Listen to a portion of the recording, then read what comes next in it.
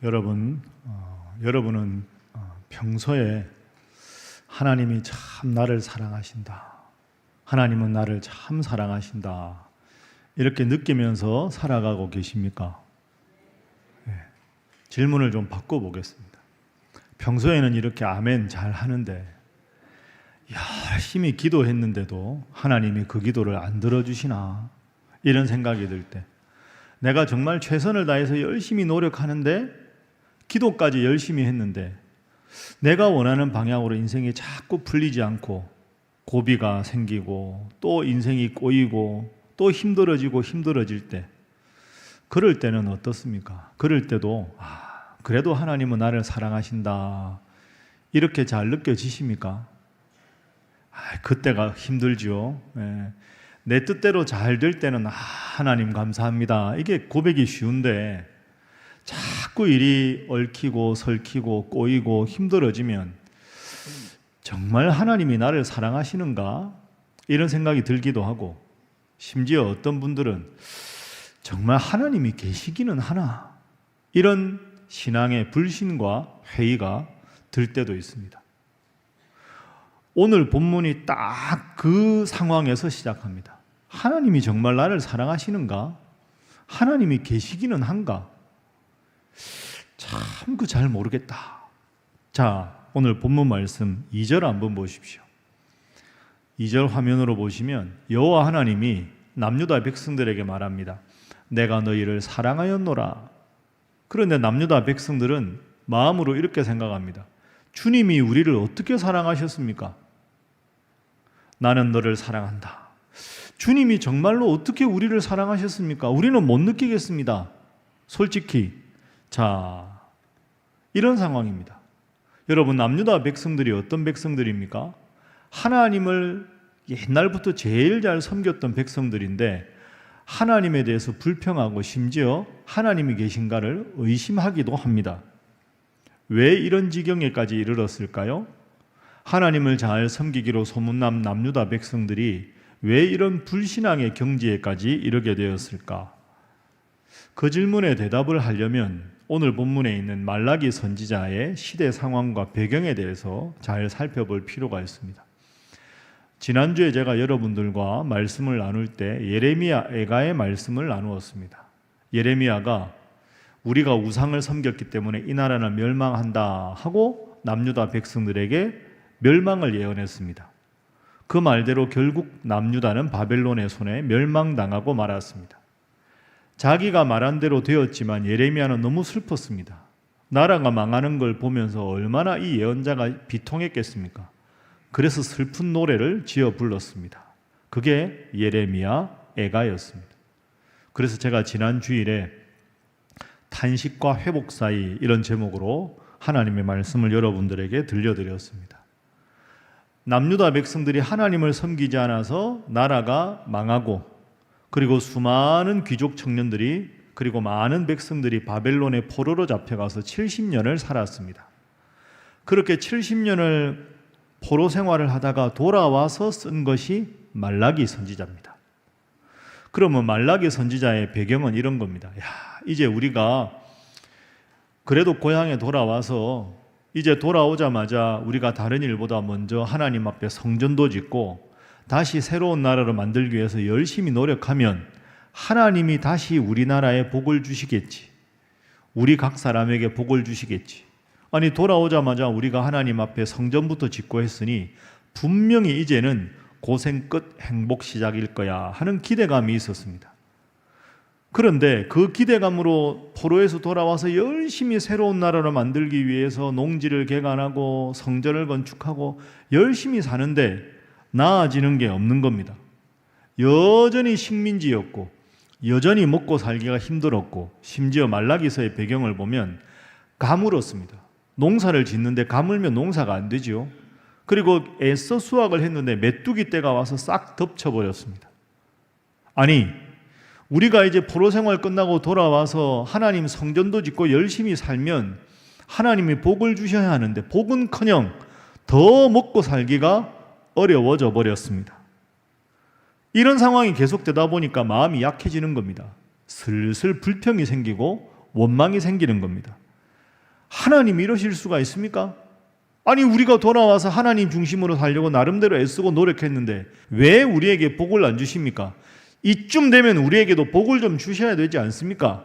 하면서 하나님께 불평을 하는 겁니다. 그러면서 이제는 하나님 믿는 백성들이니까 제사도 드리고 예배도 드리는데 바뀌었습니다. 겉으로는 여전히 하나님 앞에 예배도 드리고 겉으로는 여전히 하나님 앞에 제사도 드리고 제물도 바치는데 형식에만 그쳤습니다. 겉으로는 그럴듯한데 마음으로는 마음을 담은 진정한 예배와 제사를 드리지 않습니다. 그냥 형식만 지키는 겁니다. 7절 한번 보십시오. 7절 말씀에 보면 하나님이 가만히 보니까 하나님 앞에 떡을 바쳐야 하는데 하나님의 제단에 어떤 떡을 바칩니까? 더러운 떡을 바칩니다. 깨끗하고 좋은 떡을 하나님 앞에 바치는 게 아니라 떡은 바쳐야 되니까 더러운 떡을 바치고 있습니다.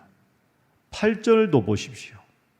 하나님 앞에 제사 드릴 때 가축을 바쳐야 되는데 하나님이 딱 보니까 눈먼 희생제물을 바칩니다. 가축들 중에서도 좋은 걸 하나님께 바치는 게 아니라 화면에 노란색으로 되어 있는 대로 저는 것, 병든 것, 시장에 팔아봐야 돈 별로 못 받는 것, 그런 소나 양들만 하나님 앞에 잔뜩 바치는 겁니다. 하나님께서 기쁘게 받으실 만한 제물이 아닙니다. 심지어 13절 말씀을 보십시오. 만군의 여호와가 이르노라 너희가 또 말하기를 이 일이 얼마나 번거로운고. 한번 따라해 볼까요? 이 일이 얼마나 번거로운고. 이게 무슨 말입니까? 아유 귀찮다. 제사 그거 아유 귀찮다. 예배 드리는 것도 귀찮다. 하라고 해서 하긴 하는데 이게 무슨 소용이 있나. 복도 못 받는데. 번거로운 일이다. 하나님 앞에 제사 드리는 일이 번거로운 일이 되어버렸습니다. 코웃음 치기 시작합니다. 하기 싫은데 억지로 하게 됩니다.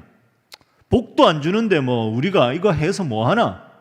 하나니까 남들 눈치가 있으니까 하긴 하는데 마음은 완전히 하나님께로부터 떠난 것이 말라기 선지자의 당시 백성들의 모습이었습니다. 여러분 어떻게 생각하십니까? 이 사람들의 이런 모습에 대해서 어떻게 생각하십니까? 마음으로 대답해 보십시오. 혹시라도 여러분들이 지금 이런 모습은 아닙니까? 열심히 하나님 앞에 예배도 드리고 최선을 다해 살았는데 내가 원하는 때 내가 원하는 방법으로 하나님이 복을 안 주시니까 그래 뭐 예배당은 가자. 일주일에 한 번 가는 거, 늘 가는 거, 그냥 그렇게 형식은 갖추고 있는데 마음은 하나님으로부터 떠난 이 남유다 백성들이 혹시라도 여러분의 지금 모습은 아닌가, 이런 생각을 우리가 해보아야 합니다. 그래서 말라기에서는 이런 형식적인 신앙생활을 다 떨쳐버리고 진정한 예배, 온전한 믿음으로 돌아가라, 그걸 외치는 것이 말라기 선지자의 말씀의 핵심입니다.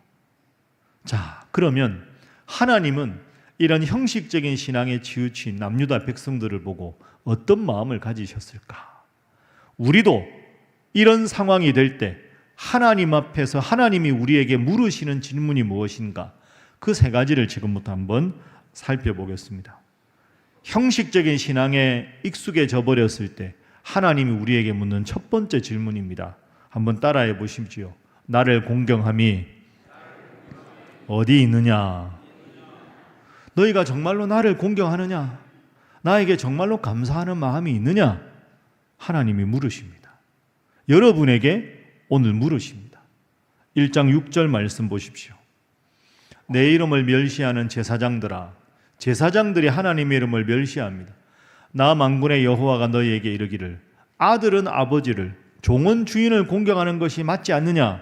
그런데 너희들이 나에게 하나님 아버지라고 말하면서 나를 공경하는 마음이 어디 있느냐?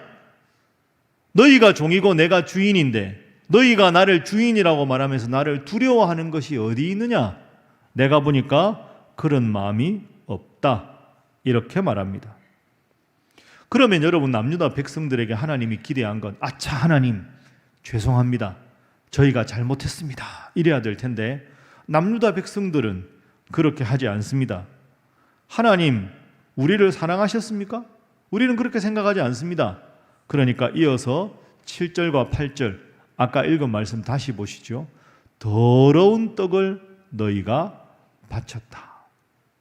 그리고 8절 말씀에 보면 눈먼 재물을 바쳤다.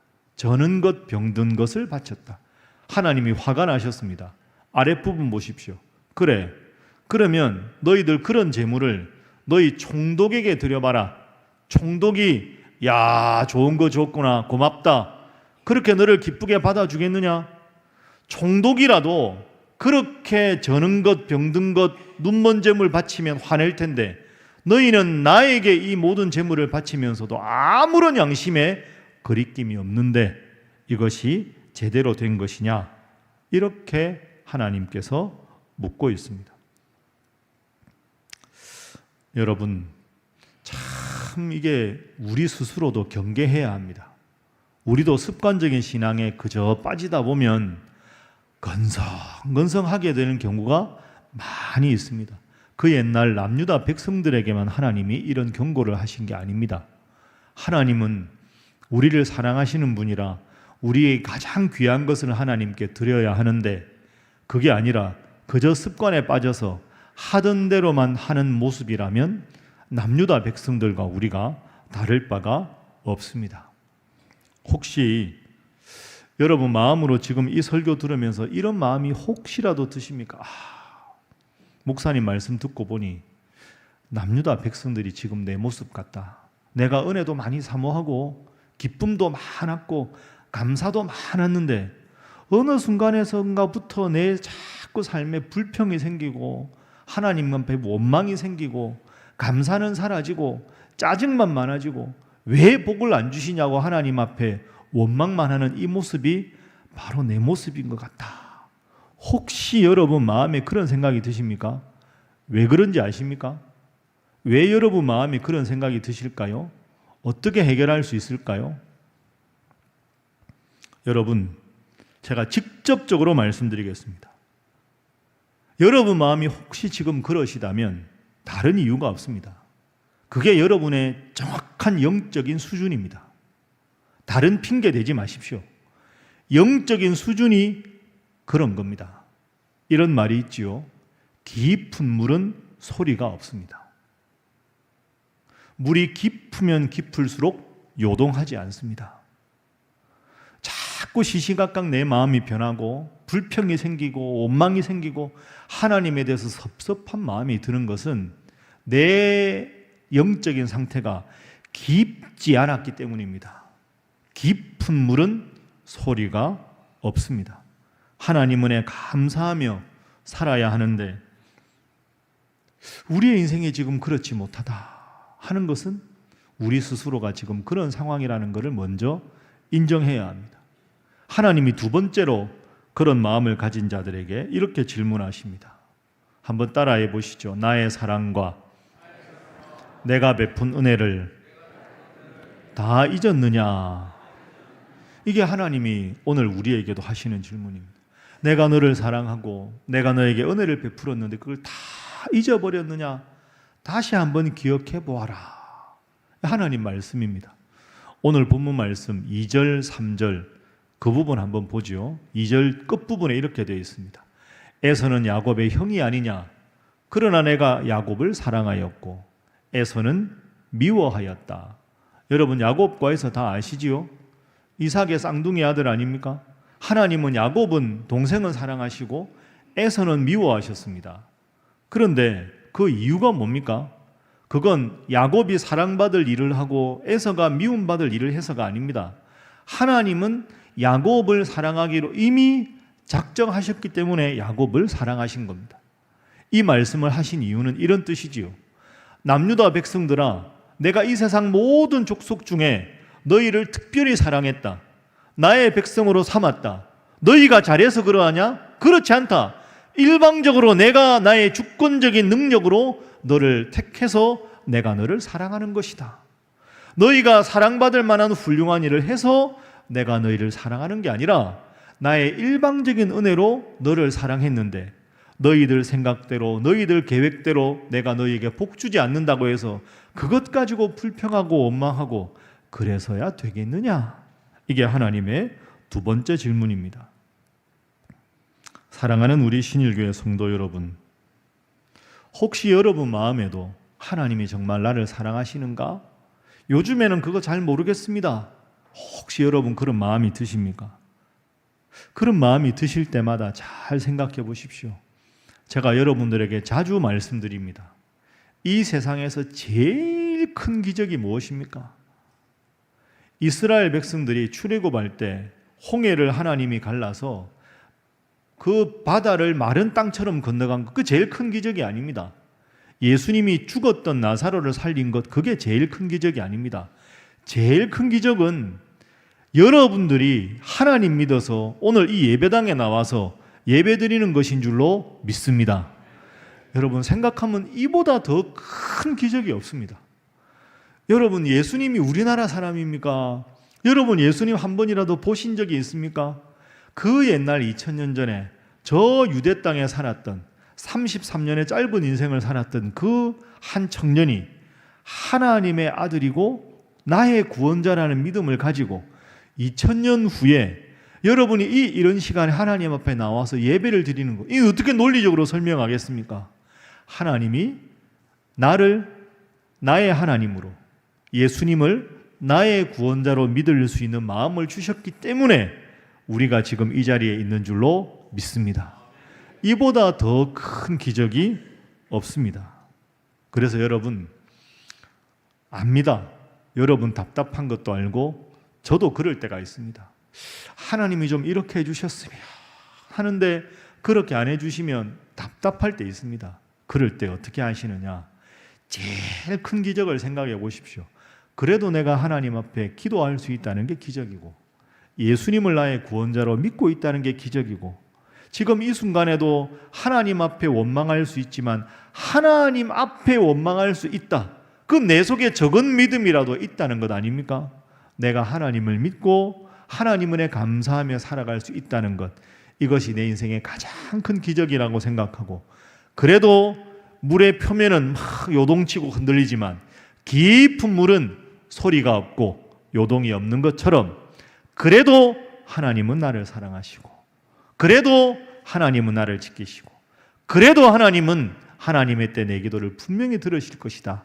그 마음으로 그 믿음으로 살아가는 여러분 되시기를 주님 이름으로 축복합니다. 자, 옆에 분들과 인사 한번 하겠습니다. 하나님은 성도님을 사랑하십니다.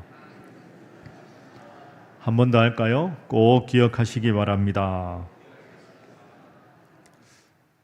두 친구가 있었습니다. 그런데 하나님을 잘 믿는 두 친구인데 한 친구가 오늘 딱 이 남유다 백성들 같았습니다. 이제는 뭐 기도도 잘 안 되고 불평만 많아지고 짜증만 많아지고 하나님을 믿긴 한데 그 신앙의 즐거움을 다 잊어버렸습니다. 근데 그 친구가, 하나님 잘 믿는 친구가 만나서 이렇게 말합니다. 자네 혹시 지금 신앙생활이 재미가 없지? 그래, 요즘에 나도 왜 이런지 모르겠어. 그러니까 이 친구가 조심스럽게 이렇게 묻습니다. 자네 지금 심장이 뛰고 있는데 심장한테 야, 심장아, 너는 왜 지금도 뛰고 있냐? 라고 물은 적이 있냐? 야, 이 사람아, 뭘 그런 걸 묻나? 그 친구가 이렇게 말합니다. 자네의 심장은 자네의 의지와 관계없이 자네의 생명을 위해서 끊임없이 뛰고 있네. 자네의 심장이 뛰고 있는 것은 자네의 노력 때문이 아니라 그저 하나님이 주신 선물일세. 하나님의 사랑이 이와 같은 것이네. 우리가 이해하지 못하고 때로는 불평할지라도 그분은 변함없이 우리를 사랑하고 계신다네. 아주 평범한 이야기인데 여러분 이게 얼마나 큰 은혜입니까? 지금도 우리가 숨을 쉬고 산다는 것도 은혜고 심장이 저절로 박동한다는 것도 은혜 아닙니까?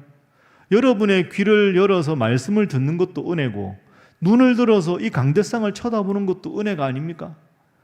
나의 의지에 아무런 노력 없이 저절로 심장이 박동하고 내가 오늘도 하나님 앞에 살아있다는 것, 이보다 더 큰 기적이 어디 있습니까? 그렇게 생각해보면 하나하나가 은혜 아닌 것이 없습니다. 받은 것이 너무너무 많은데 그 많은 것 중에 지극히 작은 것에 불평하면서 그 많고 많은 것을 우리가 은혜라는 것을 잊어버리고 살아가는 것이 남유다 백성들의 모습이 아니고 오늘 우리의 모습은 아닌가. 여러분, 우리는 하나님 앞에 감히 불평할 수 없습니다. 우리를 하나님께서는 당신의 자녀로 삼으셨기 때문입니다. 자녀는 부모가 책임을 집니다. 그것 하나만으로도 우리는 평생 감사하며 살아가야 합니다. 제일 유명한 고백 중에 하나 아닙니까? 나의 나 된 것은 하나님의 은혜라. 이 고백을 늘 생각하고 오늘도 살아있음에 감사하고 하나님의 은혜에 감사하고 기도할 수 있음에 감사하고 예배드릴 수 있음에 감사하고 그렇게 감사가 체질화가 돼서 때로 불평과 불만과 한숨이 여러분의 삶에 엄습할지라도 감사와 은혜의 고백으로 그 모든 것을 덮어버릴 수 있는 우리 신인의 모든 성도들이 되시기를 주님 이름으로 축복합니다. 다시 한번 옆에 분들과 인사하겠습니다. 모든 것이 감사의 제목입니다. 한 번 더 합니다. 모든 것이 하나님의 은혜입니다. 참 인사는 너무 잘하십니다. 그죠? 그렇게 살아야 되는데 마지막 하나님 세 번째 이렇게 질문을 하십니다. 한번 따라해 보시죠. 내가 복을 쌓을 것이 없도록 붙지 아니하나 보라. 내가 복을 안 준다고? 좋다 그래. 내가 지금부터 복을 주겠다. 복을 쌓을 곳이 없도록 내가 복을 부어주겠다. 한번 봐라. 하나님께서 당당하게 거침없이 말씀을 하십니다. 여러분, 지금 문제는 뭡니까? 하나님이 문제가 아니라 남유다 백성들이 문제 아닙니까? 남유다 백성들이 조바심 내서 하나님에 대해서 원망하고 불평하고 있는 거죠. 그러니까 하나님 말씀하십니다. 3장 7절 말씀 한번 보시죠. 만군의 여호와가 이르노라. 너희 조상들의 날로부터 너희가 나의 규례를 떠나 지키지 아니하였도다. 그런즉 따라합니다. 내게로 돌아오라. 그리하면 나도 너희에게로 돌아가리라. 내게로 돌아와라. 다시 나의 은혜 감사해라. 그러면 나도 너희에게 돌아갈 것이다. 나에게 돌아와라. 회개하고 감사하고 은혜 고백으로 살아라. 그러면 내가 너희에게 다시 복을 주겠다. 이렇게 약속하셨습니다. 자, 그렇게 말하면 주여 알겠습니다. 이래야 되는데 그 7절 제일 밑에 보십시오. 우리가 어떻게 하여야 돌아가겠습니까? 아니 뭐 별로 잘못한 게 없는데 하나님 뭘 자꾸 돌아오라고 하십니까? 우리가 뭘 돌아가야 합니까? 라고 당시 남유다 백성들이 묻습니다. 그때 하나님께서 한 가지 중요한 말씀을 하십니다. 자, 3장 10절 말씀입니다. 함께 읽어봅니다. 시작. 만군의 여호와가 이르노라. 너희의 온전한 11조를 창고에 들여 나의 집에 양식이 있게 하고 그것으로 나를 시험하여 내가 하늘 문을 열고 너희에게 복을 쌓을 것이 없도록 붙지 아니하나 보라. 아멘. 너희의 온전한 11조를 바쳐라. 온전한 11조를 바치되 저는 것, 병든 것, 형식적인 것 말고 가장 값지고 좋은 것을 나에게 바쳐보아라. 그러면 내가 하늘 문을 열고 복을 쌓을 것이 없도록 붙지 않는지 확인해 보아라. 너희들이 먼저 태도를 고쳐라. 하나님이 이렇게 말씀하셨습니다. 이런 말이 있습니다. 돈주머니가 회개하지 않는 회개는 진정한 회개가 아니다. 가만히 들어보면 진짜 맞는 말 아닙니까? 주여 회개합니다 하는데 인생에 가장 애지중지하는 게 입술의 고백이 아니라 우리의 돈은 아닌가 한번 깊이 생각하게 하는 그런 구절입니다. 여러분, 오늘 하나님께서는 형식적인 신앙생활에 대해서 꾸짖으면서 한 가지 딱 예를 들어서 말씀하신 것이 11조입니다. 여러분 중에는 11조를 하시는 분도 있고 하시지 않는 분도 있습니다. 11조에 대한 정확한 성경적인 근거에 대해서 말씀을 드리겠습니다. 흔히 우리는 11조를 10분의 1, 하나님이 나에게 주신 소득 중에 10분의 1을 구별해서 하나님께 바친다. 이걸 11조라고 합니다. 그러나 그것이 아닙니다. 하나님이 나에게 주신 것 중에 10분의 1, 나의 그 10분의 1을 떼서 하나님께 드린다. 그게 11조가 아닙니다. 여러분, 우리의 생명도, 우리가 오늘 살아있는 것도, 우리가 믿음 생활하는 것도 다 하나님의 은혜인 줄로 믿습니다. 그렇게 생각하면 우리의 생명도 하나님이 주셔서 생명을 누리는 것이고, 우리가 하나님을 믿는 것도 하나님이 믿는 마음을 주셔서 우리가 하나님 믿는 겁니다. 우리가 일할 수 있는 직장에 있는 것도 하나님이 우리에게 그런 기회를 주시고 직장 생활할 수 있는 건강을 주셔서 그렇죠. 그렇게 생각하면 우리의 모든 삶은 하나님의 은혜가 아닌 것이 하나도 없습니다. 우리가 소득을 10을 가졌다면 10분의 10은 논리적으로 생각하면 내가 한 게 아니라 전부 하나님의 은혜입니다. 그러니까 11조는 내 것 중에 10분의 1을 하나님께 드리는 게 아닙니다. 10분의 10이 다 하나님께로부터 온 겁니다. 그래서 10분의 10을 하나님께 드려야 합니다. 그런데 사랑의 하나님은 그럴 필요 없다. 내가 너에게 베풀어 준 거지만 너도 행복하게 살아야지. 그러면 10분의 9 다 써라. 10분의 1만 나에게 바쳐서 내가 이 모든 은혜를 베풀어 준 것을 기억하라. 이게 11조입니다. 그러니 11조는 나의 것 중에 10분의 1을 하나님께 드리는 게 아니라 10분의 10이 하나님의 것인데 90%는 너를 위해서 사용하라고 했으니 하나님 10%라도 하나님 앞에 감사의 마음으로 최소한이라는 고백으로 올려드리겠습니다.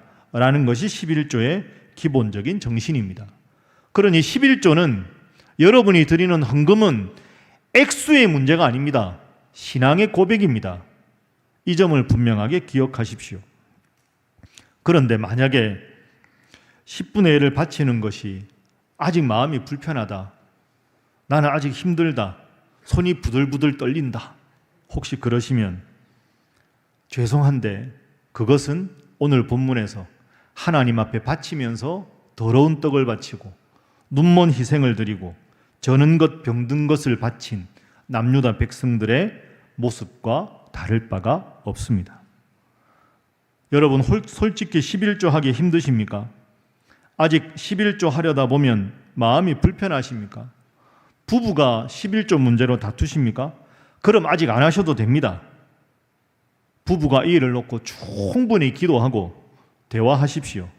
그러나 한 가지는 반드시 기억하십시오. 하나님은 여러분들에게 생명을 주시고 구원의 기쁨을 주셨는데 이 모든 것이 하나님의 은혜로 받은 것인데 11조가 아깝다. 하나님 앞에 감사한 것만한 것이 가깝다. 아깝다. 그것은 하나님에 대한 감사와 사랑의 마음이 여러분의 삶에 여전히 부족한 것입니다. 헌금은 거듭 말씀드립니다. 액수에 대한 것이 아닙니다. 내 신앙의 근본적인 태도에 관한 것입니다. 또 어떤 분들은 이렇게 질문하는 경우가 있습니다. 목사님, 11조는 구약 시대에나 하는 것이지 신약 시대는 11조는 폐기되지 않았습니까? 11조는 안 해도 아무 문제가 없습니다. 신앙의 근본 원리를 정확하게 아셔야 합니다. 예수님 말씀을 한번 볼까요? 마태복음 23장 23절입니다. 화 있을진저 외식하는 서기관들과 바리새인들이여 너희가 박하와 회향과 근체 11조는 들이되 율법에 더 중한 바 정의와 긍휼과 믿음은 버렸도다. 그러나 이것도 행하고 저것도 버리지 말아야 할지니라. 예수님 말씀하셨습니다. 11조는 바치는데 삶이 수반되지 않은 것은 문제다. 예수님이 밑에 뭐라고 하셨습니까? 이것도 행하고 저것도 버리지 말아야 한다. 신약 시대에도 여전히 예수님은 11조가 중요하다고 말씀하셨습니다. 제가 아는 목사님 중에서 아주 열심히 목회를 하셔서 후배들에게 정말 신앙의 귀감이 되는 목사님이 있습니다. 근데 그 목사님 친구분들하고 한번 모임을 가지셔야 되는데 다들 목회하느라 너무너무 바쁘신 분인데 행정 목사님한테 부탁을 한 겁니다. 어느 목사님께 연락해서 몇 날 며칠에 꼭 약속을 좀 잡아달라고 그렇게 이제 연락을 했어요. 근데 부목사님이 그 말씀을 듣고 마음에 부담이 된 겁니다. 아유, 목사님 친구 누구누구 목사님 전부 바쁜 분들인데 야, 그 시간에 만나기가 진짜 어려울 것 같은데 부담스러운 마음으로 전화를 드렸다는 거죠. 근데 희한하게 다 바쁘신 분들인데 다 그 시간에 전부 가능하다고 약속을 아주 쉽게 잡았다는 겁니다. 그러니까 행정 목사님이 담임 목사님께 목사님 집회 끝나고 오셨을 때 목사님 잘 됐습니다. 어느 목사님 말씀하셨는데 다 시간이 되신다고 해서 약속을 잡았습니다. 그래 수고 많았네요. 그러면서 이 부목사님이 그 담임 목사님께 묻는 겁니다. 목사님 저 이해가 좀 안 됩니다. 뭐가 이해가 안 되는데? 전부 진짜 바쁜 분들인데 아니 어떻게 목사님 만나자고 하는 약속 시간에 다 그렇게 쉽게 약속이 잡힙니까? 이야 대단한 일입니다. 그러니 담임 목사님 빙그레 웃으면서 말씀하셨습니다. 약속을 잘 잡는 비결을 아직 모르네? 모르겠는데요. 비결을 알려주마. 그 목사님이 이렇게 말씀하셨습니다. 사람은 자기가 만나고 싶은 사람에게는 항상 시간이 있는 법이네. 여러분 이 대답에 대해서 어떻게 생각하십니까? 사람은 자기가 만나고 싶은 사람한테는 항상 시간이 있습니다. 다른 거 내일 제치고라도 제일 먼저 보고 싶은 친구 여러분 다 있지 않습니까? 그런 마음이 우리에게 있어야 합니다. 그렇습니다. 사람은 자기가 만나고 싶은 사람을 위해서는 항상 시간을 조정해서 그를 위해 시간을 사용할 수 있습니다. 보고 싶기에 함께 있으면 행복하기 때문에 그렇습니다. 잘 생각해 보십시오. 이것이 신앙생활에도 그대로 적용이 됩니다. 하나님은 여러분을 사랑하셔서 생명을 주시고 기도할 수 있는 특권을 주시고 무엇보다 하나님의 자녀로 살아가며 천국의 소망을 주셨습니다. 정말로 감사한 일입니다. 그런데 이제 내 마음에 어느덧 하나님을 향한 사랑이 식어져서 그저 형식적인 신앙생활에만 치우쳐서 주님 사랑하는 마음, 주님 헌신하는 마음, 주님을 위해 내 삶을 드리고 싶은 마음이 없이 살아가고 계시지는 않습니까? 주님을 향한 헌신과 봉헌에 아까운 마음이 든다면 스스로의 신앙을 깊이 돌아보아야 하지 않겠습니까? 프란시스 사비에르라고 하는 16세기 스페인의 훌륭한 선교사님이 있습니다. 포르투갈 요한 3세 왕의 요청으로 왕의 파송을 받아서 그 포르투갈에서 이쪽 중국과 일본, 인도까지 아시아 지역에 열심히 선교했던 분입니다. 그래서 프란시스 사베르 선교사를 이른바 동양 선교의 선구자라고 부르고 있습니다. 그런데 사베르 선교사님이 열심히 복음을 전하다가 이제 거의 나이가 들어서 임종의 순간이 왔습니다. 자기를 동양의 복음을 전하라고 파송한 왕에게 마지막으로 임종 전에 편지를 씁니다.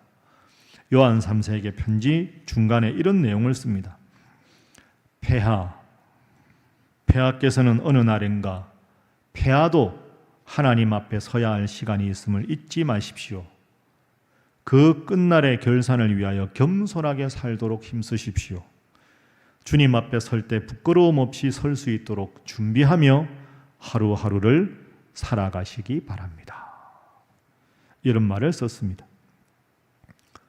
오늘 설교를 마무리하면서 저는 오늘 여러분들께 이 프란시스 사베르 선교사가 그 왕에게 했던 권면을 다시 드리고 싶습니다.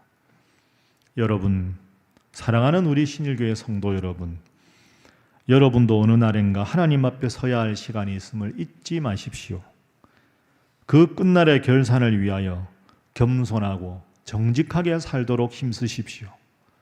하나님 앞에 설 때 부끄러움 없이 설 수 있도록 준비하며 형식적인 신앙생활이 아니라 올바른 예배와 올바른 섬김과 올바른 봉헌 생활로 매일을 살아가시기 바랍니다. 기도하겠습니다. 사랑이 많으신 하나님, 늘 주님 앞에 나오면서 그러면서도 바쁘다는 핑계로, 피곤하다는 핑계로, 형편이 아직 좋지 않다는 핑계로 봉사와 헌신을 마다하며 부족하게 믿음 생활한 저희들이 오늘도 이 자리에 왔습니다.